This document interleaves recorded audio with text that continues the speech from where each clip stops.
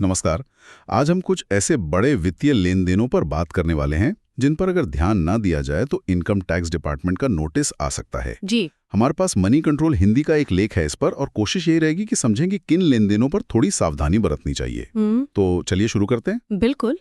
देखिए, income tax department जो है वो बड़ी रकम के लेन देन पर काफी करीब से नजर रखता है। हाँ। आजकल ये जरूरी भी हो गया है बैंकों के लिए, म्यूचुअल फंड कंपनीज के लिए, यहाँ तक कि प्रॉपर्टी रजिस्ट्रार के लिए भी, कि वो एक लिमिट से ज्यादा के जो ट्रांजैक्शंस हैं, खासकर कैश वाले, उनकी जानकारी डिपार्टमेंट को दें।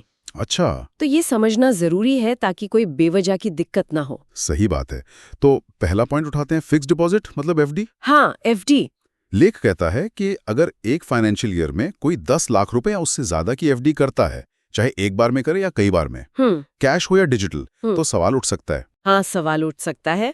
और इसमें जो खास बात है वो नकद जमा की है। अच्छा, कैश। जी। अगर एक फाइनेंशियल ईयर में एफडी में 10 लाख या उससे ज्यादा कैश जमा होता है, तो बैंकों को ये इन्फॉर्मेशन सीबीडीटी यानी central board of direct taxes उसको देनी पड़ती है। अच्छा, ये रिपोर्टिंग होती है। हाँ, ये मैंडेटरी रिपोर्टिंग है, क्योंकि इतनी बड़ी रकम कैश में आना वो थोड़ा शक पैदा कर सकता है सोर्स को लेकर। इसीलिए बेहतर यही माना जाता है कि बड़ी एफडी के लिए आप चेक या डिजिटल तरीका अपनाएं। ठीक है। तो कैश पर ज्यादा फोकस है, तो क्या यही बात बैंक अकाउंट में सीधे कैश जमा करने पर भी लागू होती है, सेविंग्स अकाउंट में? बिल्कुल, सेविंग्स अकाउंट के लिए भी देखिए वही 10 लाख की लिमिट है। अच्छा, सेम लिमिट। हाँ, अगर किसी व्यक्ति के एक या ज्यादा सेविंग्स अकाउंट्स में, मतलब किसी एक बैंक में या तो बैंक को इसकी जानकारी इनकम टैक्स डिपार्टमेंट को देनी होगी। अच्छा। हाँ, ये ध्यान देने वाली बात है कि ये नियम करंट अकाउंट पर इस तरह लागू नहीं होता। क्यों? क्योंकि करंट अकाउंट तो बिजनेस के लिए होते हैं, उनमें लेन देन ज्यादा होते हैं। लेकिन सेविंग्स अकाउंट में इतना ज्यादा कैश डिपार्टमेंट उसके सोर्स के बारे में पूछ सकता है। समझ गया। चलिए प्रॉपर्टी की बात करते हैं। यहाँ लिमिट काफी ऊंची है, 30 लाख रुपए। हाँ, सही कहा। प्रॉपर्टी के मामले में ये लिमिट 30 लाख रुपए रखी गई है।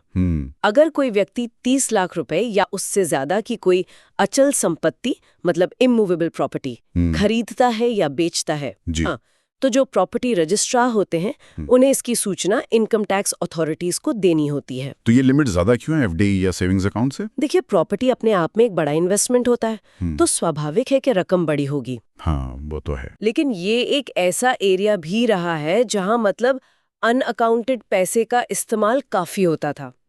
इसीलिए इतनी बड़ी डील पर पैसों का सोर्स जानना जरूरी हो जाता है डिपार्टमेंट के लिए। सही है, लॉजिकल है। अच्छा, प्रॉपर्टी के बाद आते हैं इन्वेस्टमेंट्स पर, shares, mutual funds, debenture, bond वगैरह। जी। यहाँ क्या हिसाब है? यहाँ लिमिट वापस 10 लाख रुपए पर आ जाती है। अच्छा, फिर से 10 लाख। हाँ, अगर कोई एक फाइनेंशियल ईयर में इन इंस्ट्रूमेंट्स में, मतलब shares, mutual funds, debentures, bonds में 10 लाख या उससे ज्यादा का निवेश करता है, तो जो संबंधित कंपनी या इंस्टीट्यूशन है, जैसे एसेट मैनेजमेंट कंपनी या ब्रोकर, उन्हें इसकी जानकारी इनकम टैक्स डिपार्टमेंट को देनी होती है। और इसमें भी कैश वाला एंगल है? बिल्कुल, खासकर अगर ये निवेश नकद में ज्यादा हो रहा हो। डिजिटल का तो रिकॉर्ड रहता ही है, पर कैश लेन देन पर नजर रखना ज्यादा जरूरी समझा जाता है। ठीक है। और आखिर में वो पॉइंट जो शायद बहुत से लोगों को पता ना हो, क्रेडिट कार्ड बिल पेमेंट। हाँ, ये वाकई कई लोगों को चौंका सकता है। क्या है इसमें? देखिए, अगर कोई अपने क्रेडिट कार्ड बिल का पेमेंट कैश में करता है और किसी एक बार में ही पेमेंट 1 लाख रुपए से ज्यादा है कैश में, तो ये रिपोर्ट हो सकता है। 1 लाख कैश एक बार में? जी। और इसके अलावा एक और लिमिट है। अगर पूरे फाइनेंशियल ईयर में क्रेडिट कार्ड बिल्स का कुल नकद भुगतान 10 लाख रुपए या उससे ज्यादा हो जाता है, पूरे साल में 10 लाख कैश? हाँ, अलग अलग पेमेंट्स मिलाकर भी, तो भी इनकम टैक्स डिपार्टमेंट आपके पैसों के सोर्स के बारे में सवाल कर सकता है। बाप रे। आजकल वैसे भी लोग डिजिटल पेमेंट ज्यादा करते हैं, तो इतना बड़ा अमाउंट कैश में देना थोड़ा शक पैदा करता है। तो सलाह क्या है इस मामले में? सलाह यही है कि अगर ऐसे बड़े कैश लेन देन हुए हैं, तो अपनी इनकम टैक्स रिटर्न यानी आईटीआर फाइल करते वक्त इनकी सही जानकारी दे देना बेहतर है, छुपाने की कोशिश ना करें। बिल्कुल। तो इन सारी बातों का निचोड़ क्या है, मतलब क्या ध्यान में रखना चाहिए? देखिए, निचोड़ यही है कि बड़े फाइनेंशियल ट्रांजैक्शंस करते समय, खास तौर पर जब कैश इन्वॉल्व हो, तो हमें थोड़ा अलर्ट रहना चाहिए। जागरूक रहना जरूरी है। हाँ, और जरूरत पड़ने पर जानकारी देने के लिए तैयार रहना चाहिए।